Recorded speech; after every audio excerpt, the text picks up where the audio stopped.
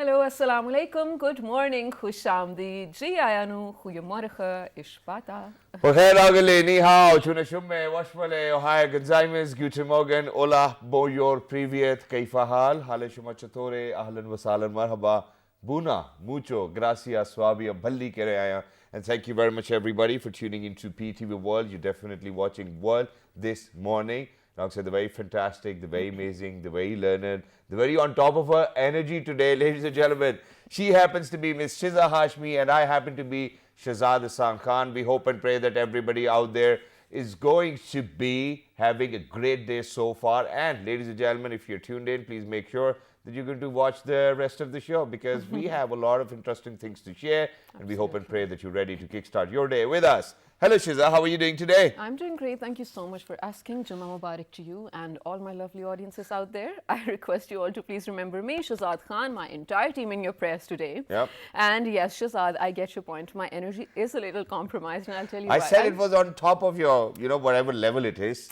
In all honesty, I'm short on sleep and I didn't get my coffee in the morning. How unfair is that for a person to operate in the morning? I mean, exactly. But at this point of time, ladies and gentlemen, we really need to thank one of our most amazing colleagues over here at PTV World, and his name is Chaudhary Iftikhar. Iftikhar bhai, you're the best. Yeah, Iftikhar bhai, you're the best, and we missed you today because you weren't around. We couldn't really have a cup of coffee because Shiza actually tried making coffee herself. But the best part was that they were looking for a kettle, but they really did forget about the dispenser we have right next to the fridge, where we could have gotten warm or hot water from, but they kind of did ignore it. Because early in the morning I was like, Shiza, it will be so nice if you're going to make us a cup of coffee. And she was up for it. And then she went to the kitchen and she was like, hey, you know what? It's locked. So I was like, okay.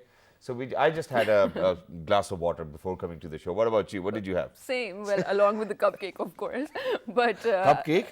You had it all by yourself? Not here. I do like starting my day with something sweet for breakfast. Wow. Before I do go have a proper anda paratha. I can share some sweet words if you want. Some sweet words, all right. I hope you guys are going to have an amazing weekend as well. But while the weekend will be amazing, tomorrow is also a very, very special day. A very important day, rather, in the entire reality of Pakistan, right? But before we get to that, there are some news that we need to share with all of you. Yeah. First things first, yesterday I think we broke the news rather when it was happening as well. The Premier, Prime Minister Imran Khan Sahab, along with his delegation, went to China on an official visit, of course, for different purposes. First of all, of course, for the opening ceremony of the Winter Olympics. Yep. And then matters pertaining to mutual interest will be discussed as well. And the delegation actually included... Exactly. So, ladies and gentlemen, talking about the delegation and the people who are accompanying the Premier, Mr. Imran Khan Sahab as well. The delegation actually includes Foreign Minister Shah Mahmood Qureshi, Finance Minister Mr. Shaukat Tareen, Planning Minister Asad Umar, Information Minister Chaudhry Fawad Hussain, National Security Advisor Dr. Mueed Yusuf, Commerce Advisor Abdul Razak Daud, and Special Assistant on China-Pakistan Economic Corridor Mr. Khalid Mansoor. The Prime Minister, besides attending the ceremony of Beijing Winter Olympics, will meet President Xi Jinping and Premier Li Keqiang as well. Yes. I think about 21 areas have been identified where discussions will take place for CPEC-related, issues as well, and projects, not just issues too. So fingers crossed for whatever's going to happen, and we'll keep giving you all the updates on the Winter Olympics as well on this very channel. Yes, exactly. And before we kind of move on, ladies and gentlemen, just yesterday this news came in, and I think that it needs to be out there, shared with our audiences as well, because Gandhi actually said that it's because of Modi that Pakistan and China are closer allies now as well, which obviously Pakistan and China have always been closer allies, alhamdulillah. Thank you for realizing. But yes, I think the credit truly goes to Prime Minister Imran Khan and his team, that the kind of work they've put in. And then obviously there were reservations that too related to the Olympics itself as well, where the people from India weren't really welcomed to the Olympics as well. So I think it's a great news. Wow. Right. And then India actually said that China is trying to make the Winter Olympics in itself political, which it shouldn't be. And then they said their envoy is not going to attend some of the meetings. But, well, we'll see how that happens or how that turns out as well. So, Shahzad, now coming to my daily update of the PSL, what is happening? All right, wow, ladies and gentlemen, it was a fantastic, mind-blowing match just yesterday taking place at the National Stadium, Karachi, where it was Quetta Gladiators versus Islamabad United. Islamabad United coming back stronger after the last defeat as well, where earlier, after playing 3 matches, ladies and gentlemen, they have now won 2 matches and they are on number 2 in the points table as well. Well, after winning the toss, Quetta Gladiator thought that they will win the match only if they go towards chasing, which obviously, unfortunately, wasn't really a good idea. And so Quetta Gladiator will come down to that as well, but Islamabad United, ladies and gentlemen, batting first, made a ton of 229 for the loss of 4 wickets, which is actually on number 4, the highest ever score made in PSL's history. Wow. So this is something which I would want everybody to remember. And United won by 43 runs, where Munro put in a 72. Azam thrashed Mr. Shahid Khan Afridi, and he made 65 runs off 35 balls as well. What a gigantic player he is himself as a person, and the kind of hits he's got under his belt as well. Sterling 58 of 28. We're talking about Islamabad United bowling, ladies and gentlemen. Hassan Ali on 4 overs gave away 2 wickets, but Shadab Khan, ladies and gentlemen, was phenomenal with 5 wickets as well. On the other hand, there was a little change with Quetta Gladiators, where Smeed was being replaced by Bangalzai, and unfortunately they weren't really off to a good start, where Hassan Ali has got another half century under his belt. Faulkner put in another 30, Mohammad Nawaz 47. And when we talk about the bowling department, I think Mr. Shahid Khan Afridi is really out of form, because that's the worst ever score he's got while he was bowling, because it was 4 overs and he conceived 67 runs. That's the highest ever Mr. Shahid Khan Afridi has actually conceived, when we talk about runs as well. And now what we really need to do is that we really need to take a good look at the points table. Yeah. So if we can have the points table, because I know for sure Multan Sultan is topping the chart as of now while we speak about it today. And then on number 2, we have Islamabad United. Number 3, Lahore Qalandars. Wow, the people from Lahore might be very happy, or the supporters of Lahore Qalandars. Quetta Gladiators on number 4, Peshawar Zalmi on number 5, and Karachi Kings at the bottom. Wow. For now. I mean, it's not for now. I mean, it depends, because cricket is a very funny game and things can change any day and any time and any moment of the game. But for Karachi Kings, I'm not really very hopeful, and Quetta Gladiators, I'm not hopeful either as well. So I don't know. They do not look like a team, first of all. Okay. Their captains, I mean, Babar Azam might be a great captain, but, to kind of gel in with all the newer people playing alongside you, and for the very first time, when you get to be the captain of that too of a PSL team, obviously it is challenging. But yes, I mean, they do not really have that strength of players, not even on the bench and not even playing in the team, where they can truly rely on, because the first 3 players, Babar Azam, Sherjeel and Joe Clark, I think that's what their team is dependent on. Okay. Mohammad Amir is injured, Mohammad Ilyas is injured as well. They won't be playing the tournament either. So yeah, I mean, Karachi Kings, ladies and gentlemen, you really need to watch out their back, because they're going down. Well, of course, we will see that. And for all of you guys out there who are watching the PSL, we would love to hear your comments and opinions, and probably we'll add those in our show. So keep writing to us as well. But now coming to where I said in this weekend, of course, the Saturday, tomorrow, that is the 5th of February, that it's going to be extraordinarily important for Pakistan. It has always been for more than 70 years now.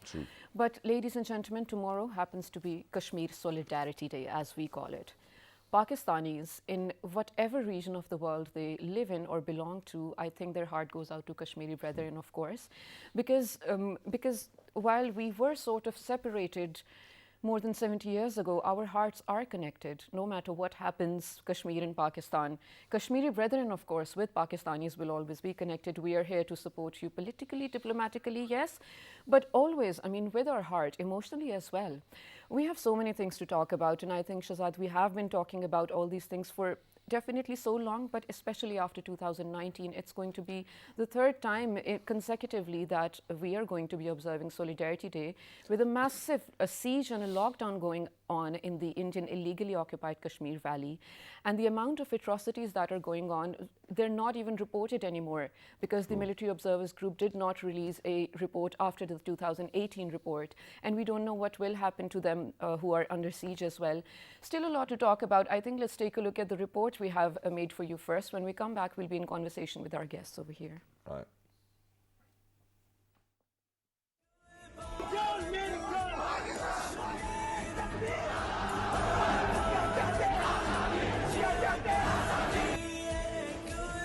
It is clear that we have taken position about the need for Security Council resolutions to be implemented and for effective de-escalation and dialogue linked to that, with another very important condition, which is full respect for human rights and continental freedoms in Jammu and Kashmir.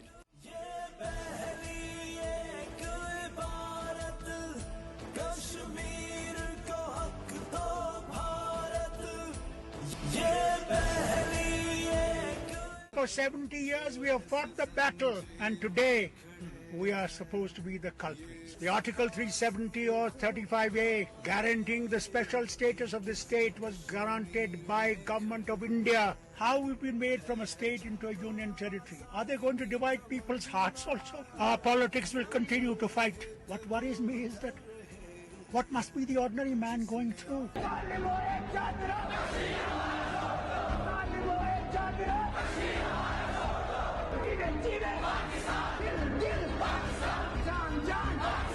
See, people of Kashmir have been dealing with these situations for 70 years now, and the last 30 years have been a situation of active war, where we have seen 6 to 10 people die every single day.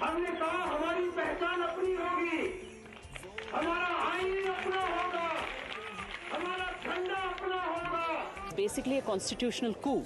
This is an attack on the constitution. It was an important symbol for the Kashmiri people.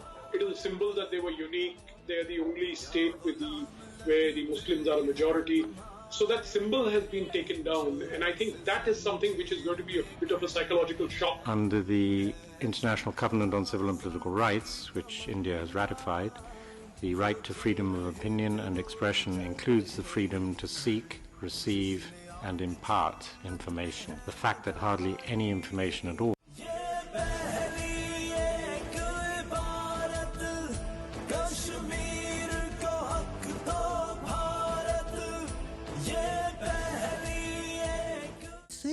पान भी लड़कों जो चाहे क्यों लड़की वो छाड़ान लड़कों की तुम गई में क्यों गाइड थे नहीं पत लाड़े सक पत लोग वादरवान कश्मीर का मसला इस वक्त इंसानियत का मसला एक बेर इंसान कभी औरतों और बच्चों पे ये जुल्म नहीं कर सकता कश्मीर आजाद पाकिस्तान जिंदाबाद कश्मीर जिंदाबाद.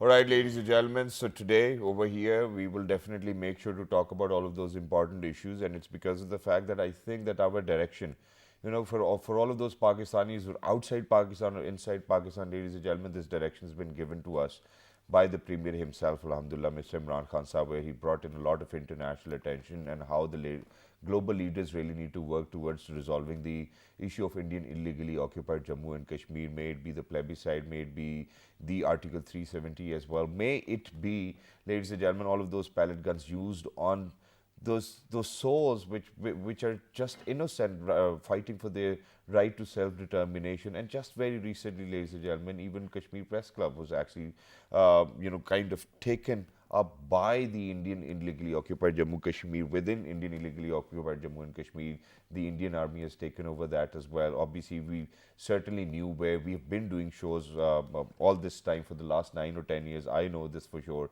that it's not just the 5th of August 2019 where the siege took place. I think ever since Pakistan and India parted ways, the siege has been there. And you know, we really need to kind of be the voice of the people of the Indian illegally occupied Jammu and Kashmir because of the ethnic cleansing taking place over there, that maybe one day when the plebiscite is going to take place, imagine what's going to happen with the will and the wishes of the people of Indian illegally occupied Jammu and Kashmir.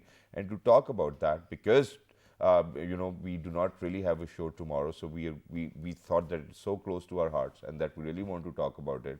So we invited some apt guests who are going to let us know how, in the first place, what is the current scenario within the Indian illegally occupied Jammu and Kashmir, and what are the ways forward we are looking towards. And because we as a community really need to come together globally, you know, all of those people who are out there elsewhere in the world as well, to kind of be the voice of those people, because, ladies and gentlemen, they have been stripped of every right they have as a human as well. So we really need to talk about it, and we stand in solidarity, and every single day we will do that. We certainly do not need a day, but when we observe a day, as a matter of fact, it is to produce that ripple effect, so that we kind of say it over and over again and make sure that, you know, we are not going to back up, and we will never ever do that. So to talk about this, on this very unfortunate day, ladies and gentlemen. We're very lucky that we've been joined by somebody who happens to be a human rights activist himself. He is Mr. Advocate Parvez Ahmed Saab. Hello, sir. Assalamu alaikum. Good morning. How are you?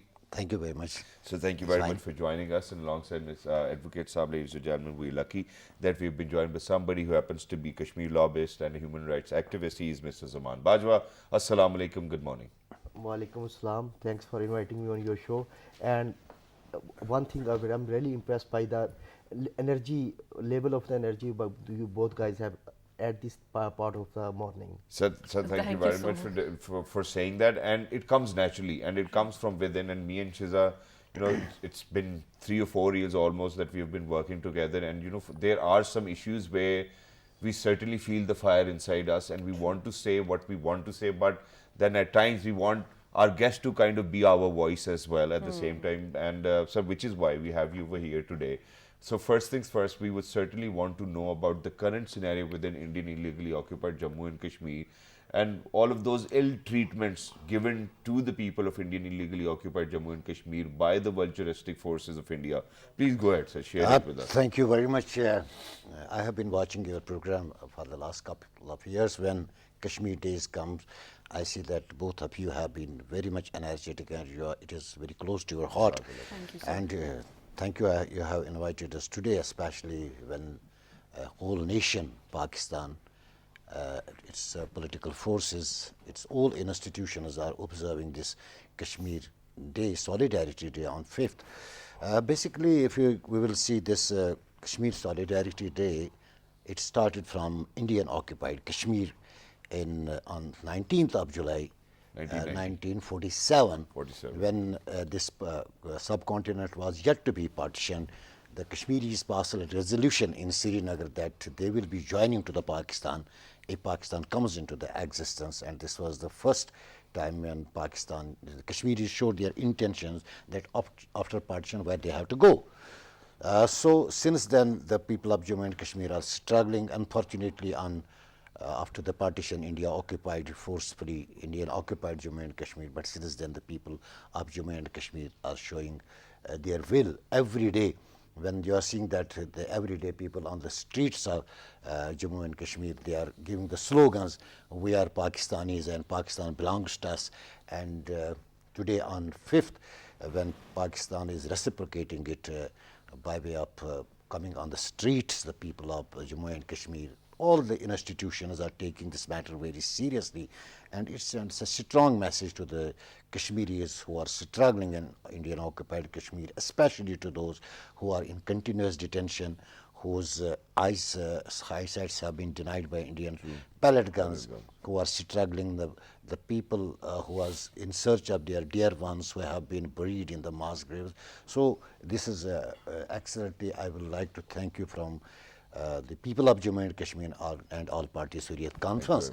If we go through the current situation, as you just mentioned in your intro, that India has, you can say there was almost a coup on the press club of Kashmir, press club Srinagar, because you know, since 5th of August 2019, when India abrogated Article 370, no news is coming from Indian occupied Jammu and Kashmir, and whatever news you just hear, it is almost smuggled news, because you see that international media has been barred, and the local media, especially the journalists and the human rights activists, they have been put under the detention. The newspapers and the local news channels, they have been under tremendous pressure. So whatever the Pakistan television or the media in Pakistan is doing, we are thankful to them. At least they are mentioning the Kashmir in their programs. Secondly, what the present situation is, India has adopted a two-pronged strategy in Indian occupied Jammu and Kashmir. Number one, to eliminate the Kashmiris irrespective of their age, and second is that to change the demographic composition of the Jammu and Kashmir, because as you know, it is the living person who has to exercise right to self-determination. If you kill the people, unfortunately, they will be losing their right to self-determination, and at the same time, when you are getting people out of state of Jammu and Kashmir and you are settling them, you are turning the Kashmiris into minority. So at this time, it is a very serious question for the people of Jammu and Kashmir, how to save their right to self-determination. This is number one. And secondly, there is a complete repression in Indian occupied Jammu and Kashmir. Even the human rights activists, we have a Khurram Parvez, we have Asan Antu, we have, besides political leaders, they have put behind the bars. And thirdly, the Indian illegally occupied Jammu and Kashmir has been made no-go area for international human rights organizations, or you can say charitable organization. No work is being done by international human rights organizations because they don't have their access. And at the same time, you have put the ban on the social media, and no news is coming, and anybody who just puts a post on the social media, you just arrest him, put him behind the bars. So this is very unfortunate at this point of time that no news is coming from Indian occupied Jammu and Kashmir, and world is not knowing, except few people who dare to send their stories to international media, but they are in a very rare case. Exactly, and I just want to add over here because, and I've mentioned this couple of times as well, that imagine that the people who live within the Indian illegally occupied Jammu and Kashmir, imagine that one of my friends said he was studying in England, and he happens to be from Indian illegally occupied Jammu and Kashmir, and his father called him when the siege took place on the 5th of August 2019, where the father has sent him whatever he could, in terms of money. And then imagine that call, because my friend called me and he was literally crying, and he was like, imagine that my father called me and he said that, son, you should never come back here again because you might not even have a future here, and we know the struggle how we have got you to England, so please make sure that you pursue. You imagine that while I was talking to my friend, I could feel that fear of not being able to see your parents again is something which will make your life insecure till the time you will be living. And that imagine that nothing is in your capacity, and it's because of the fact that there are these vulturistic people within their own habitat who are actually going to make sure that that the families are not going to live in peace. And imagine that that being stripped of your rights as humans, that's something which is so difficult that it makes it difficult for me to sleep at night as well. But moving on, I think I'll move on to Zaman Bajwa Sahab as well, because you happen to be a Kashmir lobbyist yourself, you're a human rights activist. I mean, when we talk about human rights activists, I'm very sorry, sir, that I might put you under the hard spot, but as human rights activists, as all the agencies and organizations working out there, don't you think that we might not have done what was supposed to be done in terms of where we were supposed to raise the voice for the people of Indian illegally occupied Jammu and Kashmir as human rights activists? Actually, if you talk about the organizations which are working on the human rights and the international donor organizations, then we have to think about their capacity and their limits as well. The organizations are they are writing up their reports about the atrocities done by Indian forces there in Indian occupied Kashmir. The people are raising their voice. There are many Amnesty International. They have published many reports where they write that the Indian occupied Kashmir, the Indian forces are systematically doing atrocities. They are violating the basic human rights. Being a human right, first your right is to, you can choose your name, your religion, your identity. India is suppressing all these fundamental rights. So human organizations are raising their voices, but the reason is that India is not listening anyone. He is occupying the territory and the lives of the Kashmiris by force. Even a few days ago, Antonio Guterres once again raised a concern about the human rights situation there in Indian occupied Kashmir, and he said that the political parties, both sides, from Pakistan and India, they have to come forward and they have to talk about this issue, and this issue must be resolved. But being a human rights activist, being a human rights organization, our motive and our attention is to raise the issue. But if you say that we have to resolve this issue, these issues are out of our bounds. So political elite and the international platform like the United Nations, which have the longest resolution on Kashmir on their agenda, they have to act some firmly, and they have to come forward and they have to solve this issue.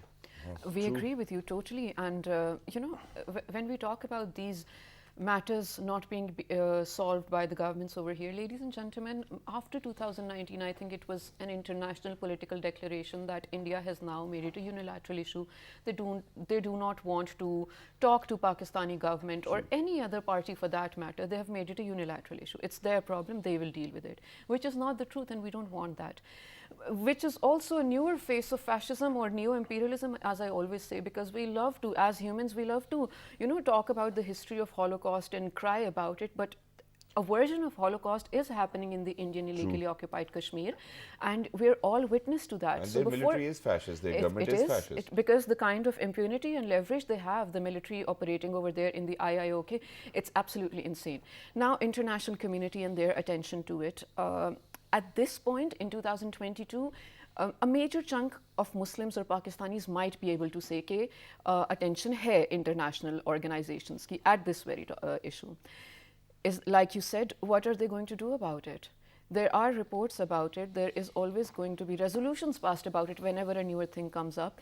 But in terms of implementation, how do we go about it? Let's begin with you, sir. What happens? And also, what are you, being a Kashmiri, I think it's only pertinent that you both answer, what do you expect from the international community? It doesn't matter what India says. Okay. After 5th of August, if India says that it is a bilateral issue, this Indian version, what India says, it doesn't make the United Nations resolutions irrelevant. Yeah. Because it was India who has taken the Kashmir issue to the United Nations. When they occupied, Indian occupied Jammu and Kashmir, there was a mass resistance from the people of Jammu and Kashmir, and it was India that took the matter to the United Nations, and United Nations passed the resolutions, and India agreed. It is Jawaharlal Nehru who is on the record that he has said in the Indian Parliament that we do not believe in the forced marriages. So it doesn't matter what India says. We have to say where we stand. Okay. So far as the human rights are concerned, there have been 2 reports from the United Nations Human Rights Council in 2018 and 2019. It means that a fact has been established by the highest body of the United Nations that India is engaged in the war crimes and it is committing human rights violations. Yes. On the human rights front, there is no concern. From the people of Jammu and Kashmir. Human rights violations are being they are being raised at international community, Pakistan. The question is the question of right to self-determination. Does it mean tomorrow India will come and give a statement that there will be no human rights violation from tomorrow and the Kashmir issue will be resolved? No, not at all. Okay. So Kashmir is not concerned about human rights much more because we know it very well. Because I am a son of the soil, I am from the Kashmir.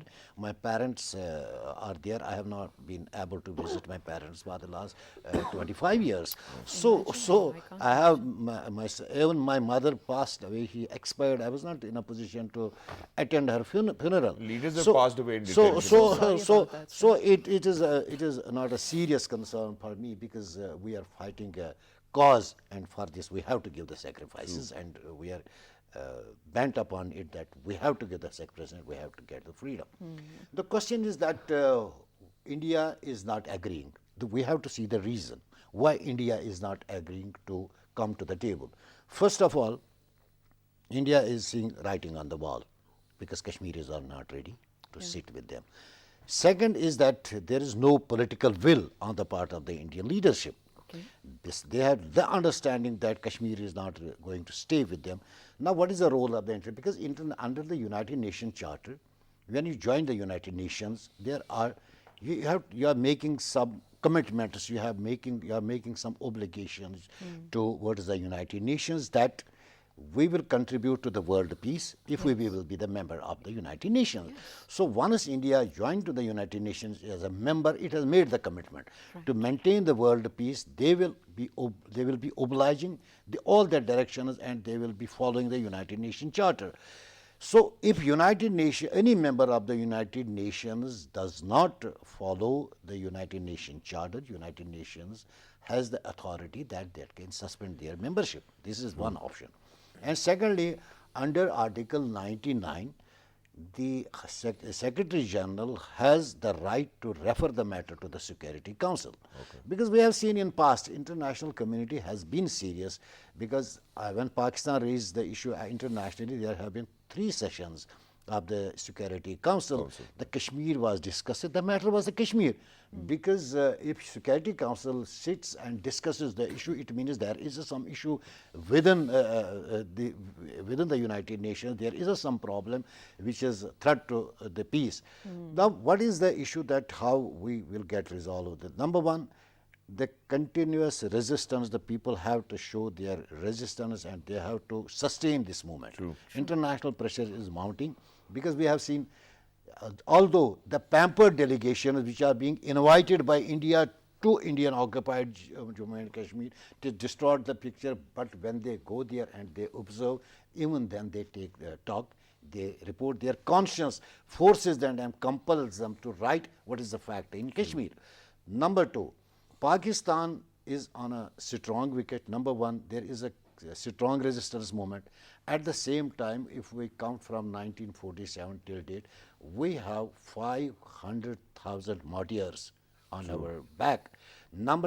Thirdly, the people, the international community is making its voice. It is raising the issue. If you have just we have heard the United Nations Secretary General that they are raising the issues. But the question is that the situation is not, presently the situation is not so conducive. We are in a pandemic, and at the same time we have seen that there is a fascist government in India, and the situation is going to change within India, because we have seen that there are going movements against the India. There is minorities are raising, Muslims are raising. It is not, situation will not remain same, but we have to show, we have to be consistent and keep supporting people. And that's true, alhamdulillah. And Pakistan has always done that. And thank you very much that you actually spoke about it, and you talked about a little about the history as well from 1947. But in Pakistan from 1990, we have been observing this Kashmir Solidarity Day as well.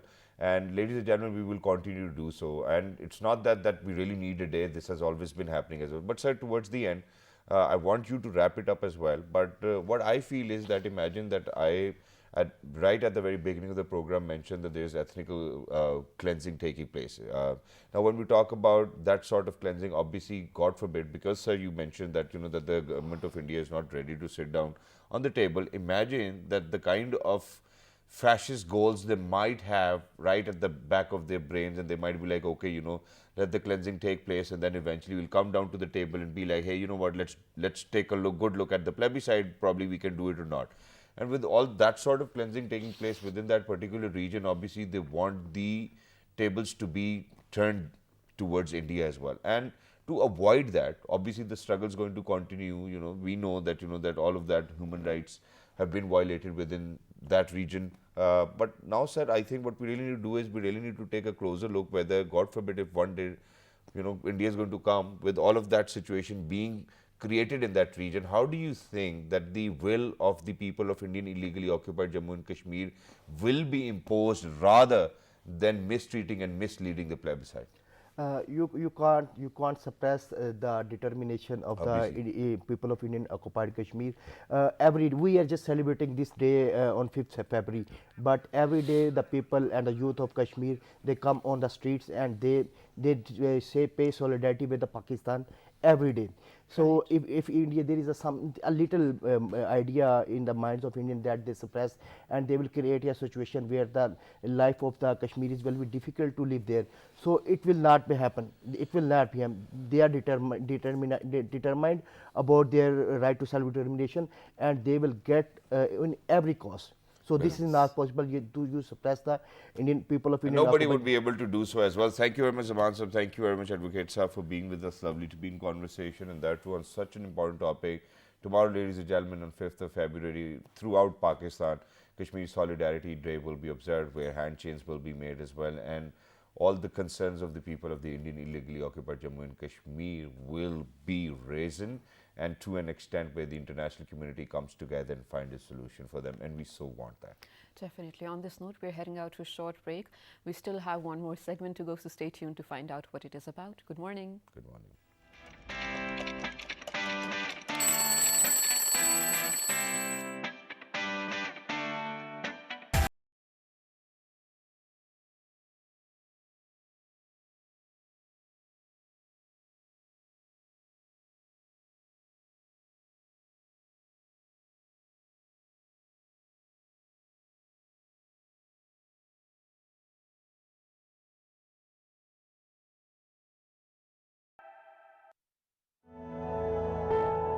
You are watching PTV World.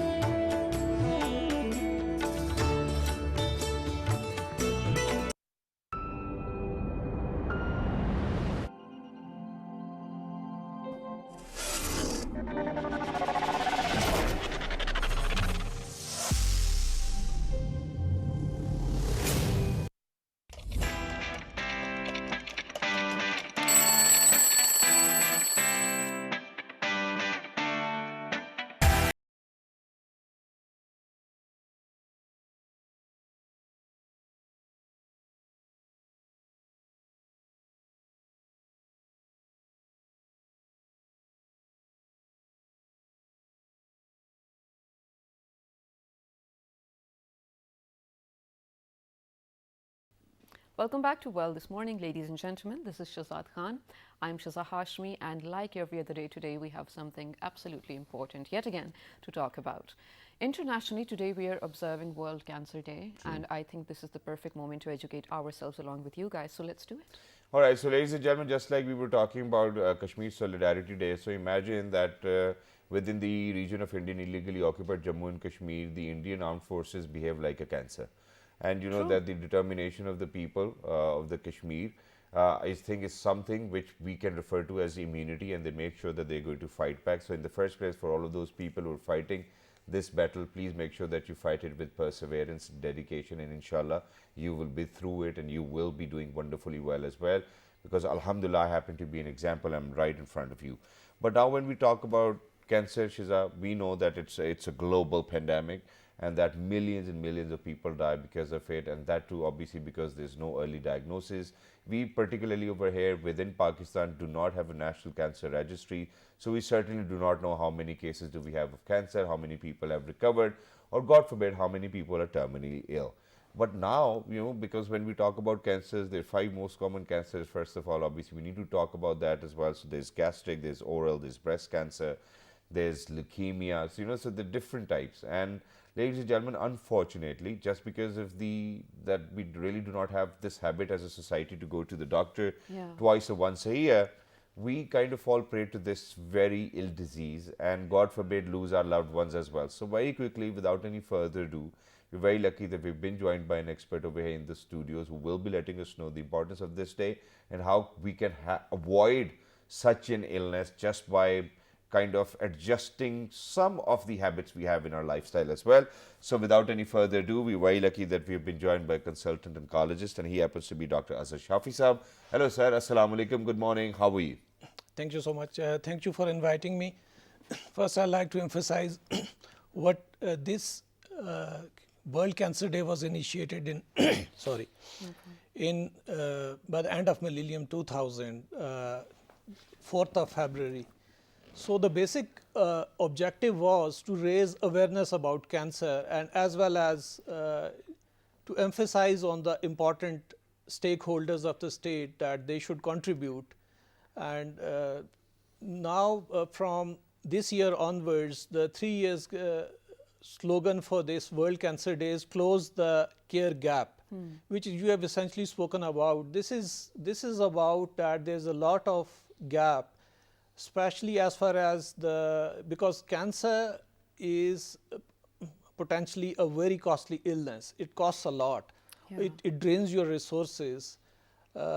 So the theme from this year onwards for the next 3 years will be close the care gap, and that this is to educate the important stakeholders like state as well, is that they should come forward and put their efforts as well. But sir, you know, to kind of be in line with the theme where close the care gap, obviously we really need to know the numbers and the figures of how the condition is within a country where our country does not have a national cancer registry, not knowing how many patients of which kind of cancer we have in certain parts of the country. So how are we going to close this care gap? Because for that, we really need that data to kind of make sure that we are helping those people. So how do we do that abhi tak? You know, because we really didn't had any registry, so it's like people walk in and unfortunately they get to know that they're suffering from cancer.